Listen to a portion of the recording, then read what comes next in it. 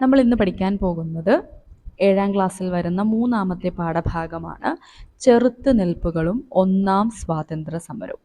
അപ്പോൾ ഇവിടെ ആദ്യം നോക്കിക്കൊള്ളുക, നഖോടകളുടെ പെരുവിരൽ എന്ന് പറഞ്ഞിട്ടൊരു ബോക്സിൽ കുറച്ച് കാര്യങ്ങൾ കൊടുത്തിട്ടുണ്ട്. അപ്പോൾ ഞാൻ ജസ്റ്റ് ഒന്ന് വായിക്കാം. അതിൽ ഓർത്തിരിക്കേണ്ട ഒരു കാര്യം ഇതാണ്, അതായത് ബംഗാളിലെ പട്ടുനൂൽ കൃഷിക്കാരായിരുന്നു നഖോടകൾ. അപ്പം നഖോടകൾ എവിടെയായിരുന്നു ഉണ്ടായിരുന്നത്? ബംഗാളിലാണ്. ബംഗാളിലെ പട്ടുനൂൽ കൃഷിക്കാരായിരുന്നു എന്നുള്ള കാര്യം ഓർക്കുക. അവരുണ്ടാക്കുന്ന പട്ടുനൂൽ തേടി വിവിധ നാടുകളിൽ നിന്ന് നെയ്ത്തുകാരെത്തിയിരുന്നു. ബംഗാളിൽ ഇംഗ്ലീഷ് ഈസ്റ്റ് ഇന്ത്യ കമ്പനിയുടെ ഭരണം സ്ഥാപിച്ചതോടെ കമ്പനി ഉദ്യോഗസ്ഥന്മാർ നഗോഡകളെ ചൂഷണം ചെയ്യാൻ തുടങ്ങി. കുറഞ്ഞ വേതനത്തിന് അവരെ കൊണ്ട് നെയ്ത്ത് ജോലി ചെയ്യിപ്പിച്ചു. ഉപജീവനത്തിന് മറ്റു മാർഗങ്ങൾ തേടാൻ സാധിക്കാത്ത വിധത്തിൽ കമ്പനിയുടെ തൊഴിലാളികളാക്കി അവരെ മാറ്റി. അടിമകൾക്ക് തുല്യമായ ജീവിതം. കമ്പനി ഉദ്യോഗസ്ഥരുടെ തീരുമാനങ്ങൾ അംഗീകരിക്കാത്തവരെ ക്രൂരമായി മർദ്ദിച്ചു. വസ്തുവകകൾ പിടിച്ചെടുത്തു. ജീവിതം വഴിമുട്ടിയ നഗോഡകൾ കുലത്തൊഴിൽ ഉപേക്ഷിക്കാൻ തീരുമാനിച്ചു. അതിനവർ കണ്ടെത്തിയ മാർഗം സ്വയം പെരുവിരൽ മുറിച്ചു മാറ്റുക എന്നതായിരുന്നു. ഓക്കെ, അപ്പം ആ ഒരു എന്തായിരുന്നു അവരുടെ പ്രതിഷേധമെന്നും, അല്ലെങ്കിൽ ഇങ്ങനെ ഒരു പ്രതിഷേധം നയിച്ചത് ആരാണ്, അല്ലെങ്കിൽ ചെയ്തത് ആരാണ് എന്നൊക്കെ ചോദിച്ചാൽ ഓർത്തു വെച്ചേക്കുക, നഗോഡകളാണ്. ഓക്കെ, അപ്പോൾ ഈ ഒരു കമ്പനി ഭരണത്തിന്റെ കീഴിൽ കർഷകരും നെയ്ത്തുകാരും കൈത്തൊഴിലാളികൾ ഗോത്രവർഗക്കാരൊക്കെ ചൂഷണങ്ങൾ അനുഭവിക്കേണ്ടി വന്നു. ഓക്കെ, അപ്പോൾ ഓരോന്നും നമ്മൾ ഇനി പറയുവാണ്. ആദ്യം കർഷകർക്കെതിരെ. ബംഗാൾ കീഴടക്കിയതോടെ കമ്പനിയുടെ ശ്രദ്ധ സമ്പന്നമായ കാർഷിക മേഖലയിലേക്ക് തിരിഞ്ഞു.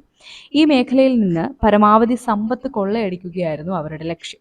അതിനായി അവരെന്തെല്ലാമാണ് ചെയ്തത്? അപ്പം ഇതൊക്കെ സ്റ്റേറ്റ്മെന്റ് രീതിയിലുള്ള ക്വസ്റ്റ്യൻസിൽ ഇങ്ങനെ തരാട്ടോ, അതാണ് ജസ്റ്റ് ഒന്ന് മെൻഷൻ ചെയ്ത് പോകുന്നത്. അപ്പോൾ എന്തൊക്കെ കാര്യങ്ങളായിരുന്നു കർഷകർക്ക് മേൽ അവർ അടിച്ചേൽപ്പിച്ചത്, അല്ലെങ്കിൽ കർഷകർക്ക് എന്തൊക്കെ പ്രശ്നങ്ങളാണ് ഈ ഒരു ഈസ്റ്റ് ഇന്ത്യ കമ്പനി ഉണ്ടാക്കിയതെന്ന് നോക്കാം. കർഷകർക്ക് മേൽ അമിതമായ നികുതി ഭാരം അടിച്ചേൽപ്പിച്ചു. വരൾച്ചയോ വെള്ളപ്പൊക്കമോ മൂലം കൃഷി നശിച്ചാലും നികുതി ഇളവുകൾ നൽകിയിരുന്നില്ല. നികുതി പിരിച്ചെടുക്കാൻ ഇടനിലക്കാരെ, അതായത് ജമീന്ദാർമാർ എന്ന് പറയും. അപ്പോൾ ഈ ഒരു നികുതി പിരിച്ചെടുക്കാൻ ഇത്തരത്തിലുള്ള ജമീന്ദർമാരെ ചുമതലപ്പെടുത്തി. നികുതി പണമായി തന്നെ നൽകണമെന്നുള്ള വ്യവസ്ഥ കൊണ്ടുവന്നു. പണത്തിനായി കർഷകർ പണം പലിശയ്ക്ക് കൊടുക്കുന്നവരെ, അതായത് അവരെ വിളിക്കുന്ന പേരാണ് സാഹുക്കാർ, അവരെയൊക്കെ ആശ്രയിക്കേണ്ടി വന്നു.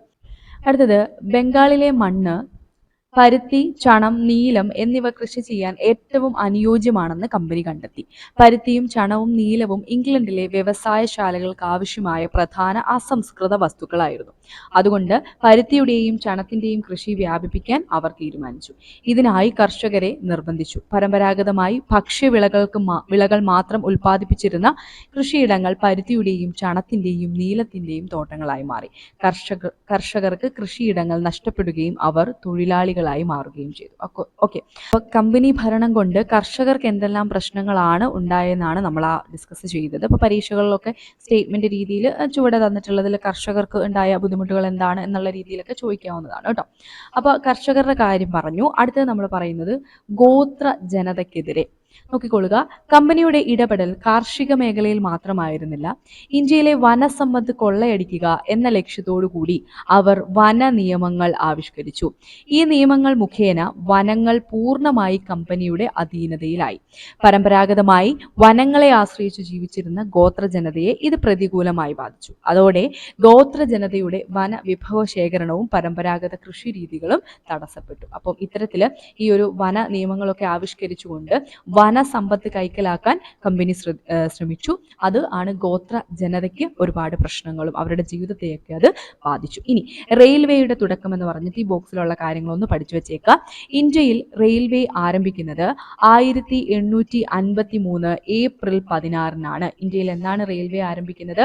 1853 ഏപ്രിൽ 16. ഡേറ്റ് ഓർക്കണേ, 1853 ഏപ്രിൽ 16 അന്ന് വൈകുന്നേരം 3:35 ബോംബെയിൽ നിന്ന് താനെയിലേക്കുള്ള ആദ്യ തീവണ്ടി കൂകിപ്പാഞ്ഞത്. അപ്പോൾ ആദ്യത്തെ തീവണ്ടി എവിടെ നിന്ന് എങ്ങോട്ടായിരുന്നു? ഇതൊക്കെ ചോദിച്ചിട്ടുണ്ട് കേട്ടോ പരീക്ഷയിൽ.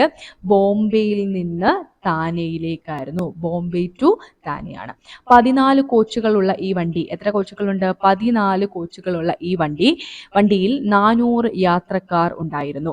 1861 മാർച്ചിൽ തിരൂരിൽ നിന്ന് ബേപ്പൂരിലേക്ക് കേരളത്തിലെ ആദ്യത്തെ തീവണ്ടി ഓടി. 1861 മാർച്ചിൽ എവിടെ നിന്ന് എങ്ങോട്ടാണ്? തിരൂരിൽ നിന്ന് ബേപ്പൂരിലേക്കാണ് കേരളത്തിലെ ആദ്യത്തെ തീവണ്ടി ഓടിയത്. അപ്പം ഇത്രയും നേരം പറഞ്ഞതിൽ ഒരു പ്രീവിയസ് ഇയർ ക്വസ്റ്റ്യൻ അല്ലെങ്കിൽ ഏറ്റവും ഇമ്പോർട്ടൻ്റ് ആയിട്ട് ഓർത്തിരിക്കേണ്ടത് ഈ ഒരു റെയിൽവേ ആയിട്ട് പറഞ്ഞ കാര്യങ്ങളാണ്. അതായത് ഇന്ത്യയിൽ റെയിൽവേ ആരംഭിക്കുന്നത് 1853 ഏപ്രിൽ 16 എവിടെ നിന്ന് എങ്ങോട്ടായിരുന്നു? ബോംബെയിൽ നിന്ന് താനെയിലേക്കായിരുന്നു. ഇനി കേരളത്തിൽ എന്നാണ് റെയിൽവേ വരുന്നത്? അത് 1861 തിരൂരിൽ നിന്ന് ബേപ്പൂരിലേക്കാണ്. ഓക്കെ, അപ്പൊ അങ്ങനെ ഗോത്ര ജനതയ്ക്ക് എന്തൊക്കെ പ്രശ്നങ്ങളാണ് ഈ ഒരു കമ്പനി ഭരണം സൃഷ്ടിച്ചതെന്ന് നമ്മൾ പറഞ്ഞു അല്ലെ. ഇനി അടുത്ത നെയ്ത്തുകാർക്കെതിരെ എന്തൊക്കെയാണ് ഉണ്ടായതെന്ന് നോക്കാം. കമ്പനി ഭരണകാലത്ത് ഇന്ത്യയിൽ പരുത്തി കൃഷി വ്യാപകമായി എന്ന് നാം മനസ്സിലാക്കിയല്ലോ. എന്നാൽ അക്കാലത്ത് ഇന്ത്യയിൽ നിലനിന്നിരുന്ന കൈത്തറി മേഖല തകർച്ചയെ നേരിട്ടു.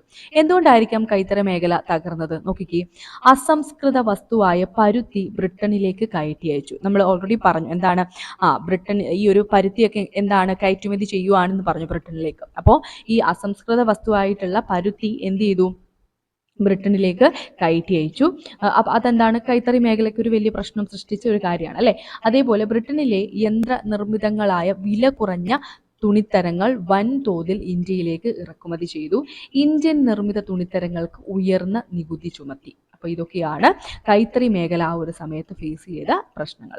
അങ്ങനെ ഗോത്രവർഗ്ഗക്കാർക്കും കർഷകർക്കും കൈത്തറി മേഖലയ്ക്കും ഒക്കെ ഈ കമ്പനി ഭരണം എന്താണ് പ്രശ്നങ്ങളായി, അത് കലാപത്തിലേക്ക് നയിക്കുകയാണ്. അപ്പൊ നോക്കിക്കൊള്ളുക, കമ്പനി ഭരണത്തിന്റെ ഫലമായി ഉപജീവന മാർഗങ്ങൾ ഇല്ലാതായ വിഭാഗങ്ങൾ ഏതെല്ലാം എന്നിപ്പോ നമ്മൾ കണ്ടല്ലോ അല്ലെ.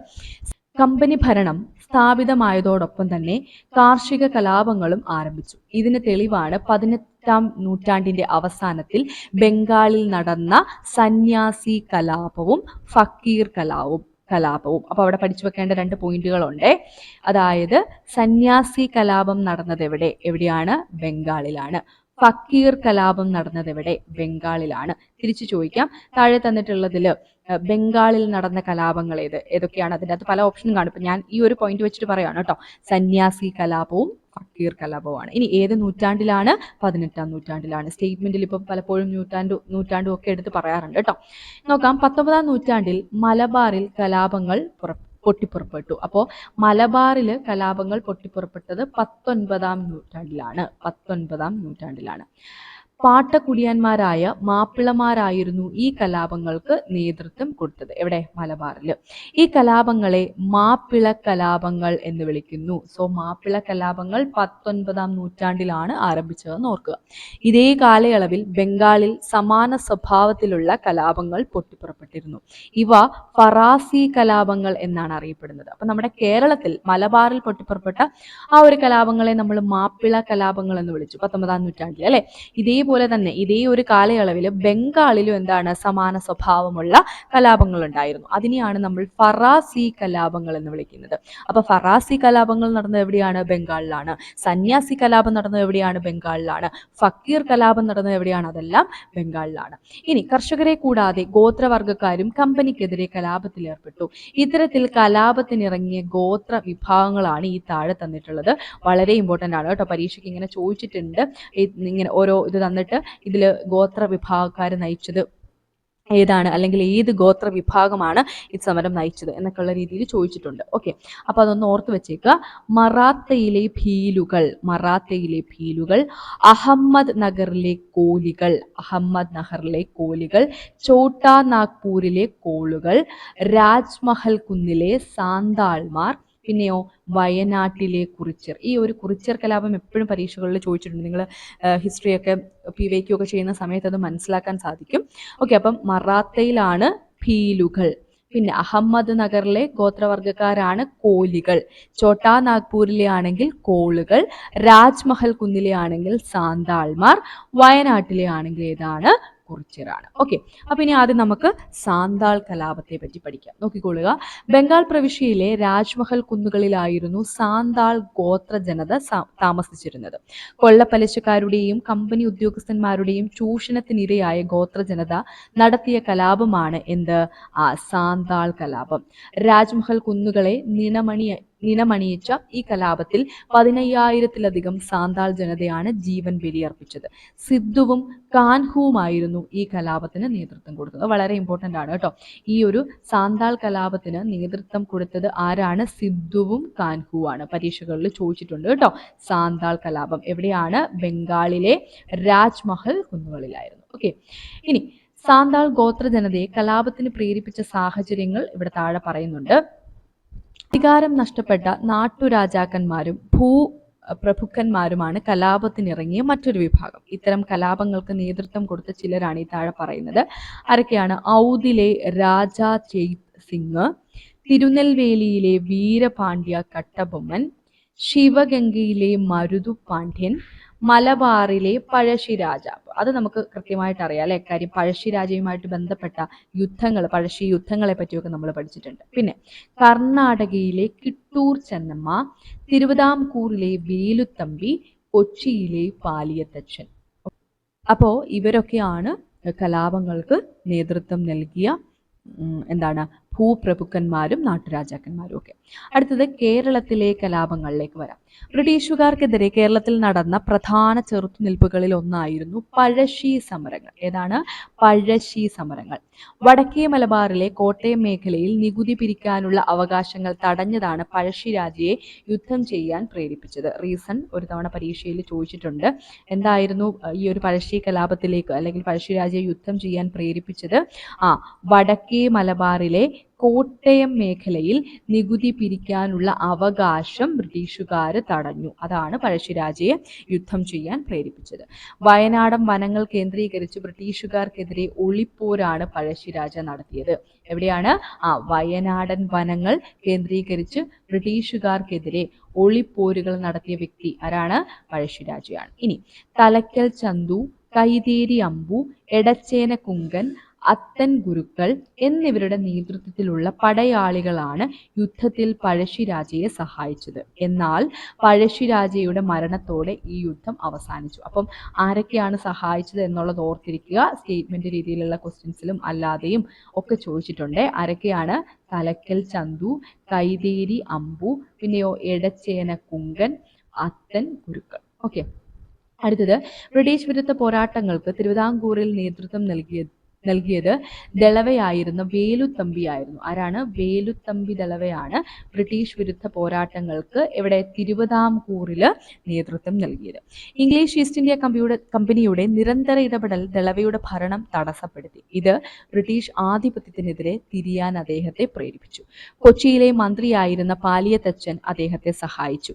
1809 കുണ്ടറയിൽ വെച്ച് ബ്രിട്ടീഷുകാർക്കെതിരെ പോരാടാൻ വേലുത്തമ്പി ആഹ്വാനം ചെയ്തു. ഇതാണ് വേലുത്തമ്പിയുടെ പ്രശസ്തമായ കുണ്ടറ വിളംബരം. ബ്രിട്ടീഷുകാർ ആക്രമണം ശക്തിപ്പെടുത്തി അദ്ദേഹത്തിന്റെ നീക്കങ്ങൾ പരാജയപ്പെടുത്തി.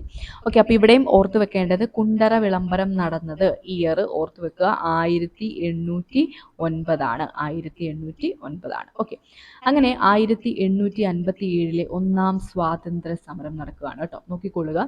ഇന്ത്യയിലെ വിവിധ ഭാഗങ്ങൾ നടത്തിയ ഒറ്റപ്പെട്ട ചെറുത്തുനിൽപ്പുകളെ കുറിച്ച് നമ്മൾ മനസ്സിലാക്കിയല്ലോ.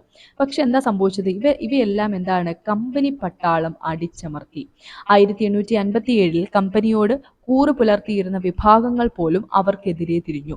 കമ്പനി പട്ടാളത്തിലെ ഇന്ത്യൻ സൈനികർ, അതായത് ശിപ്പായിമാർ എന്ന് വിളിക്കുക, ദത്താവകാശ നിരോധന നിയമത്തിന്റെ ഫലമായി അധികാരം നഷ്ടപ്പെടുമെന്ന് ഉറപ്പായ നാട്ടുരാജാക്കന്മാർ എന്നിവരായിരുന്നു സമരത്തിന് നേതൃത്വം കൊടുത്തത്. അപ്പം 1857 മുമ്പ് കമ്പനിയോട് കൂറ് പുലർത്തി നിന്ന പല ആൾക്കാർ, അതാണ് ഈ പറഞ്ഞിരിക്കുന്ന ശിപ്പായിമാർ, അതേപോലെ നാട്ടുരാജാക്കന്മാരും ഒക്കെ എന്താണ് ഇത്തരത്തിലുള്ള സമരങ്ങളിലേക്ക് വന്നു, അല്ലെങ്കിൽ സമരങ്ങൾ നയിക്കാൻ തീരുമാനിച്ചു.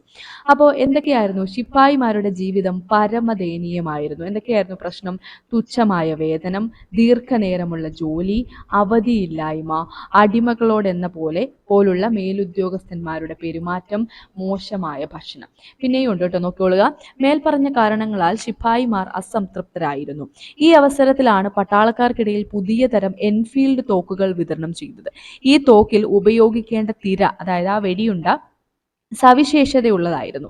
അവ നിർമ്മിക്കുന്നതിൽ പശുവിന്റെയും പന്നിയുടെയും കൊഴുപ്പുകൾ ഉപയോഗിച്ചിരുന്നെന്ന വാർത്ത പ്രചരിച്ചു. കൂടാതെ ശിപ്പായിമാർക്ക് വിതരണം ചെയ്തിരുന്ന റൊട്ടി എല്ലുപൊടി ചേർത്ത ഗോതമ്പ് പൊടി കൊണ്ടാണെന്നുള്ള വാർത്തയും പരന്നു. അതോടെ സൈനികർ പ്രകോപിതരാവുകയും കലാപത്തിന് തുടക്കം കുറിക്കുകയും ചെയ്തു. ശിപ്പായികൾക്കിടയിൽ നിന്ന് ആദ്യമായി പ്രതിഷേധം ഉയർത്തിയത് മംഗൾ പാണ്ഡെയായിരുന്നു. ഇമ്പോർട്ടന്റ് ആയിട്ടുള്ള പോയിന്റ് ആണ്. ആദ്യമായിട്ട് പ്രതിഷേധം ഉയർത്തിയത് ആരാണ്? മംഗൾ പാണ്ഡെയാണ്.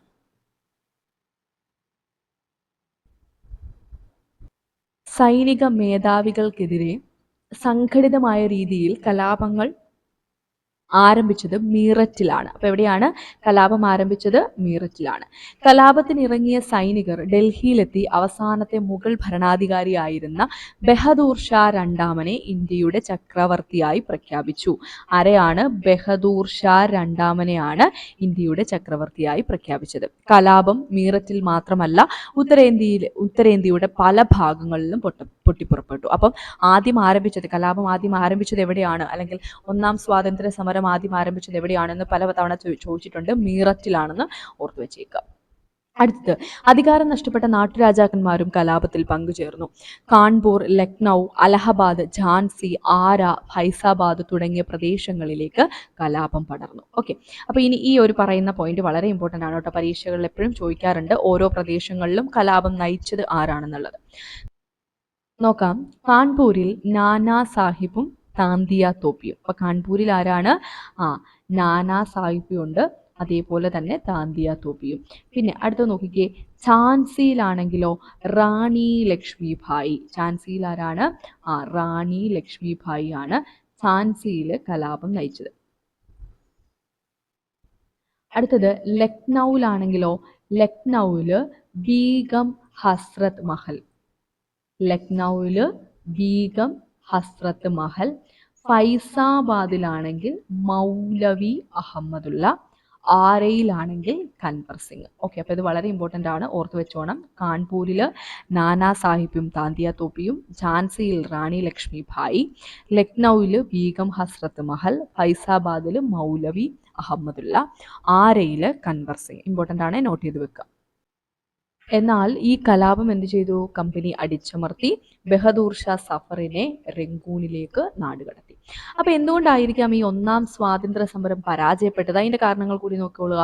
ഉത്തരേന്ത്യയിൽ മിക്ക സ്ഥലങ്ങളിലും കലാപങ്ങൾ ഉണ്ടായെങ്കിലും ഇതിനൊരു സംഘടിത സ്വഭാവം ഉണ്ടായിരുന്നില്ല, അല്ലെ? അതായത് ഒറ്റപ്പെട്ട കലാപങ്ങളായിരുന്നു നടന്നതൊക്കെ.